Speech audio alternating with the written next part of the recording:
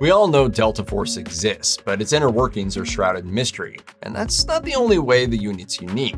Some of their strict rules and regulations even surprise new operators when they join up.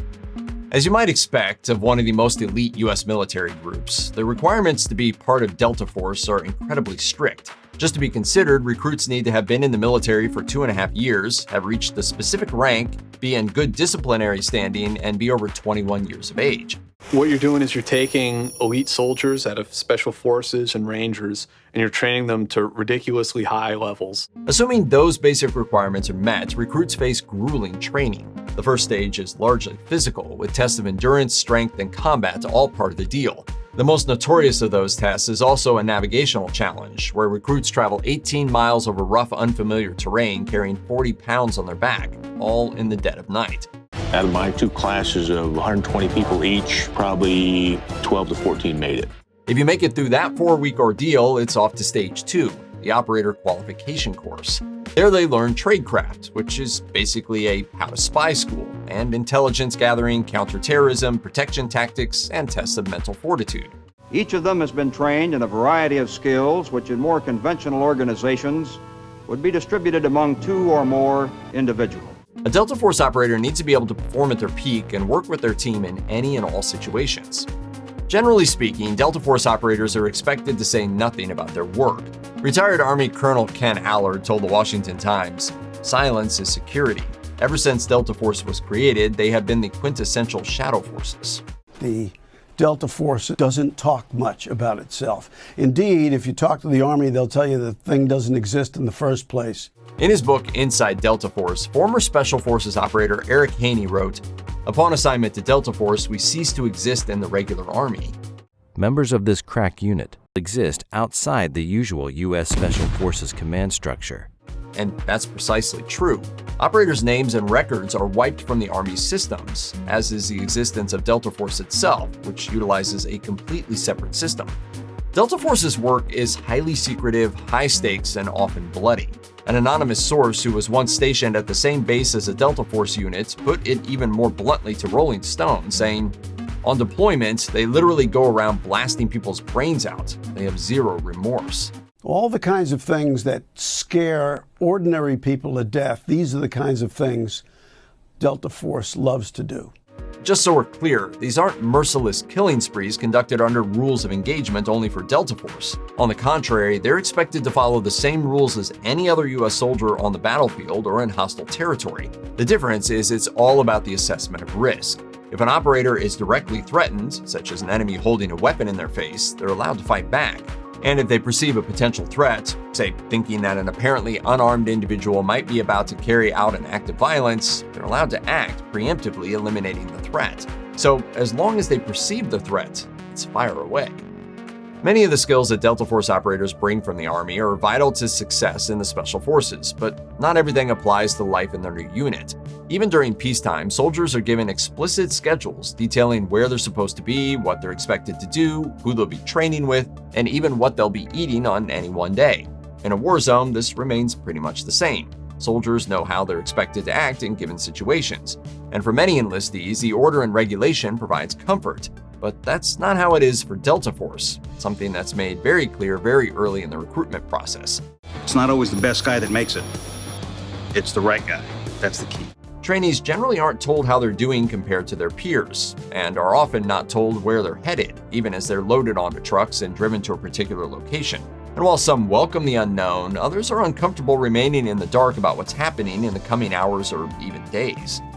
Given that Delta Force handles dangerous, high-priority missions, its operators are taught very early on that they need to be able to improvise and adapt on the fly no matter what. And above all else, they should keep Murphy's Law in mind. This is drilled into Delta Force operators throughout their training. There's a good example of this in Eric Haney's Inside Delta Force. Recruits were given a training mission: protect a U.S. ambassador to a foreign country, called the Principal. It sounds easy in theory, but there's far more to the job than a civilian could imagine. Ambo have any tactical experience? No. He has us. The best way forward is to avoid risky situations, but even in circumstances that seem safe on the surface, anything can happen. On the less life-threatening end, a flat tire could mess with the principal's schedule. On the other hand, the principal could be having a private dinner with friends when rockets land on the house and set it on fire, or someone could attack the principal in a public space. You get the picture. All of these were real scenarios recruits were faced with. The lesson was, always expect something bad to happen and be ready to act. The Army preaches the idea that it's best to train the way you fight. However, that's rarely followed in practice. One example given by Haney is marksmanship.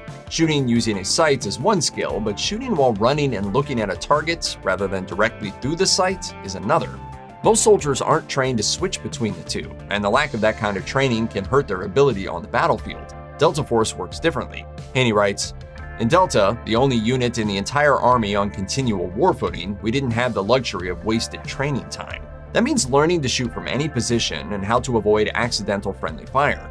That kind of mistake would stop the training session and require the operator in question to explain what they did wrong. Delta Force training is deadly serious." Hayes describes a surprise lesson where the recruits played the part of confused hostages while their instructors carried out the exercise themselves, all while using live ammunition.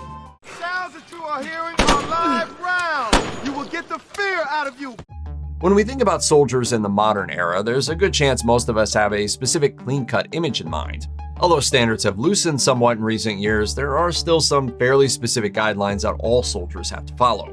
Hair has to be pinned in one of only a few ways and must be a natural color. Delta Force has a more relaxed grooming policy that includes longer hair, bushier beards, and sometimes even civilian clothing instead of military uniforms. In fact, operators are encouraged to deviate from the traditional military look. After all, if they don't look military, it's easier for them to go undercover and pass as civilians. In some cases, operators have even used their long facial hair in order to cross cultural divides and build friendships with authorities and civilians in foreign countries. And this goes for women too. Yes, there are female members of Delta Force. All the makeup and earring rules for the regular Army don't apply to the Delta Force women. Camaraderie is the kind of thing you hope for, especially for a group dealing with life and death situations, but compatibility can't be forced, and it doesn't seem like something that could be a rule. Once again, that's not the case for Delta Force. Just like anybody in a workplace situation, one recruit might just get a bad gut feeling about another one. And anybody who's watched reality TV knows that being forced to live together in close quarters is a recipe for conflict. But Delta Force operators need to be a close-knit unit in order to survive, even if the process isn't always pretty. That said, there is one specific rule Delta Force members aren't allowed to break under any circumstances. Never lay an angry hand on a brother operator. Never, no matter how heated things get. If an operator breaks that rule, repercussions are immediate, and there's no leniency. According to Eric Haney, punishment was immediate expulsion from Delta Force, something he knew had happened only once in the unit's long history. U.S. Special Operations Forces might seem to exist in a separate world in which they don't interact much with other branches of the military. SEAL Team 6, for example, typically goes out on missions alone. But Delta Force doesn't operate like that at all. They were always designed to work with the rest of the military rather than apart from it. This has enabled the unit to take on a large number of missions over the years without drawing attention to itself. This includes one of Delta Force's best-known missions, 2003 capture of Saddam Hussein. While it was a Delta Force operation, the actual legwork required both Special Forces operators and conventional soldiers working side by side. Ladies and gentlemen, we got him. In comparing the two Special Operations Forces units, retired Colonel Ken Allard told the Washington Post, "The SEALs are short-term killers. Delta has a lot of other missions. It shows how well integrated the Delta Force guys are with the conventional forces." On the surface, it might seem like Delta Force operates under a strict code of conduct, but there are some stories out there that'll leave you wondering whether the truth is something much darker.